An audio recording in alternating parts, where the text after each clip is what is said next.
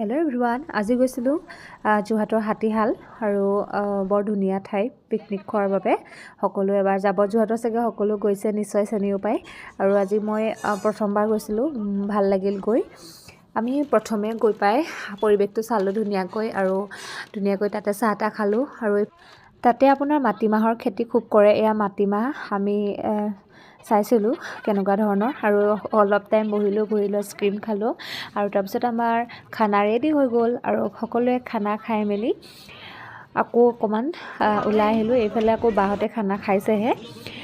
মোৰ কিন্তু সকলোতকৈ বেছি ভাল লাগিছে এই সকলোবিলাক চাই, জুবিন দাক শ্ৰদ্ধাঞ্জলি জনাই কেনেদৰে ইমান ধুনীয়াকৈ জুবিন দাৰ গানবিলাক গামোচাত লিখি থৈছে। আৰু সেইবাবে বেছি ভাল লাগিলে। আৰু আমি অকণমান ধেমালি কৰিলোঁ, জোলনা খেলিলোঁ আৰু তাৰপৰা আমি ঘৰলৈ উভতিলোঁ। আজিলৈ ইমানেই।